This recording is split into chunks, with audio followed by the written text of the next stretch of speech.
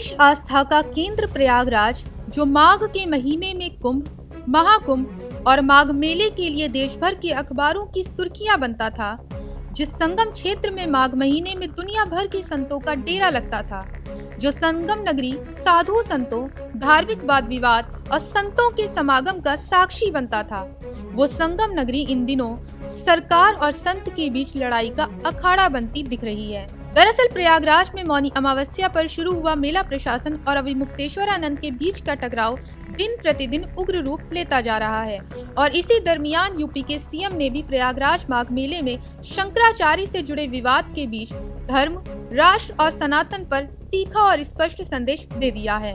CM ने बिना किसी का नाम लिए कहा कि आज के समय में धर्म की आड़ लेकर सनातन धर्म को कमजोर करने की कोशिशें हो रही हैं और ऐसे लोगों से समाज को सतर्क रहने की हिदायत भी दे डाली। सीएम योगी यही नहीं रुके, उन्होंने ऐसे तत्वों को कालनेमी भी करार दे दिया। एक योगी के लिए, एक सन्यासी के लिए, एक संत के लिए धर्म और राष्ट्र से बढ़कर के कुछ नहीं हो सकता। यही उसके जीवन का ध्येय होना चाहिए। उसकी व्यक्तिगत प्रॉपर्टी कुछ नहीं होती, धर्म ही उसकी प्रॉपर्टी है, राष्ट्र ही उसका स्वाभिमान है। अगर कोई राष्ट्रीय स्वाभिमान को चुनौती देता है तो हमें खुल करके उसके सामने आकर के खड़ा हो जाना चाहिए, उसकी चुनौती का मुकाबला करने के लिए खड़ा होना चाहिए। कोई धर्म के खिलाफ आचरण करता है, क्योंकि ऐसे तमाम कालनेमी होंगे जो धर्म की आड़ में सनातन धर्म को कमजोर करने की साजिश रच रहे होंगे। हमें उनसे सावधान होना होगा, उनसे सतर्क रहना होगा। आपको बता दें कि 18 जनवरी को शुरू हुई ये घटना के तुरंत बाद मेला प्रशासन ने पहला नोटिस स्वामी अभिमुक्तेश्वरानंद को जारी किया था, जिस पर स्वामी अभिमुक्तेश्वरानंद की तरफ से जवाब भी दिया था, जिसके बाद 48 घंटे के अंदर प्रशासन ने अभिमुक्तेश्वरानंद को दूसरा नोटिस जारी कर दिया। इसमें मौनी अमावस्या के दिन बैरियर तोड़ने और जबरन भीड़ में बग्घी घुसाने को लेकर सवाल किए गए हैं। मौनी अमावस्या के दिन अपने पांटून पुल का बैरियर तोड़ा, बिना अनुमति के बग्घी के साथ संगम जाने की कोशिश की, इससे भगदड़ का खतरा पैदा हो गया। आपके कृत्य के चलते श्रद्धालुओं को वापस भेजने में दिक्कत हुई, व्यवस्था छिन्न भिन्न हुई। वहीं दूसरा सवाल ये रहा कि आपने खुद को शंकराचार्य बताते हुए मेले में बोर्ड लगाए हैं, जबकि आपके शंकराचार्य होने पर सुप्रीम कोर्ट की रोक है। ऐसे में जवाब यूं आया कि कुछ अफसरों ने जानबूझकर अव्यवस्था पैदा की। बाद में आरोप मुझ पर यानी अभिमुक्तेश्वरानंद पर डालने की कोशिश की गई। सीसीटीवी में सच्चाई दिख रही है, मेरे पास कोई बग्घी नहीं है, पालकी से संगम स्नान के लिए जा रहा था। इस बारे में आप जैसे अधिकारी बात ना करें तो अच्छा होगा। इस संबंध में मेरे वकील की ओर से 20 जनवरी को ईमेल से जवाब भेजा जा चुका है।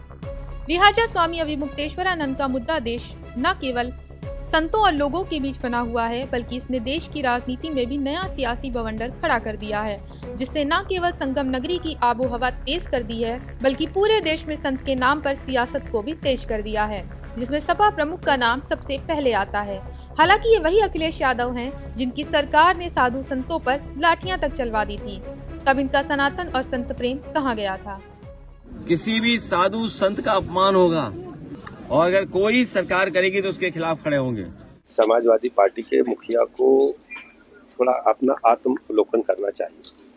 जब भी सनातन परंपराएं टूटी हैं, हमारे मंदिरों को ध्वस्त किया गया है, तो इन्हीं मुगल आक्रांताओं ने ध्वस्त किया था, जिनके समर्थन और जिनके लिए तुष्टिकरण की बात अखिलेश यादव जी करते हैं। इनको थोड़ा आत्ममंथन करना चाहिए और सनातन संस्कृति को वोट के लिहाज से न देखें, सनातन संस्कृति को अपनाएं और लोगों को ये बताएं कि उत्तर प्रदेश और देश तुष्टिकरण से नहीं चलेगा, ये जन जन के भरोसा जीतने से चलेगा। आपको बता दें कि इन सब के बीच स्वामी अभिमुक्तेश्वरानंद ने रामभद्राचार्य पर भी जगत गुरु होने को लेकर सवाल खड़ा किया है। हालांकि स्वामी अभिमुक्तेश्वरानंद ने जवाब रामभद्राचार्य के उस बयान की प्रतिक्रिया में दिया, जिसमें जगत गुरु ने अभिमुक्तेश्वरानंद के मौनी अमावस्या पर उठाए गए कदम की आलोचना की थी। कैसे हम मान ले आपको धर्माचार्य? आप कहते हैं मैंने शास्त्र पढ़ लिए, शास्त्र में लिखा हुआ है कि जो विकलांग होता है उसको सन्यास का अधिकार नहीं है, उसके बाद भी आप दंड लेकर के सन्यासी बन करके घूम रहे हो लोगों के सामने। क्या वो पंक्ति आपकी दृष्टि में कभी नहीं आई? अंग विकलः। आपको अगर शास्त्र पढ़े होते आप आप कहते हैं सर्वस्य लोचनम शास्त्रम, बिल्कुल सही है। यस्य नास्त्यंध एव सः, आप इस पंक्ति का उदाहरण देते हो अपने वक्तव्य में कि जिसके पास शास्त्र रूपी आंख नहीं है वो अंधा ही है। नहीं, अन्याय उनके साथ नहीं हुआ, उन्होंने अन्याय किया है। नियम ये होता है कि हम लोग भी, मैं तो जगत गुरु हूँ, वो तो अभी जगत गुरु भी नहीं है। नियम ये है कि गंगा तक रथ से नहीं जाया जाता। जब पुलिस ने रोका था उनको कि आप मत जाइए, हम लोग स्वयं संगम में पैदल जाते हैं, तो अन्याय उन्होंने किया था। बिल्कुल ठीक, सरकार ने नोटिस दिया है, सब कुछ उचित है। बहरहाल स्वामी अविमुक्तेश्वरानंद को लेकर संत समाज भी दो भागों में बटा दिख रहा है, तो वहीं विपक्ष इसको सियासी जामा पहनाने में लगा हुआ है। तो सवाल उठना लाजमी है कि क्या इसके जरिए यूपी की राजनीति में फिर से सनातन बनाम सियासत की लकीर खींची जा रही है। फिलहाल के लिए इस खबर में इतना ही। देखते रहिए पंजाब केसरी टीवी। हमसे जुड़े रहने के लिए हमारे YouTube चैनल को सब्सक्राइब करें और नई वीडियो की नोटिफिकेशन के लिए बेल आइकॉन को दबाएं।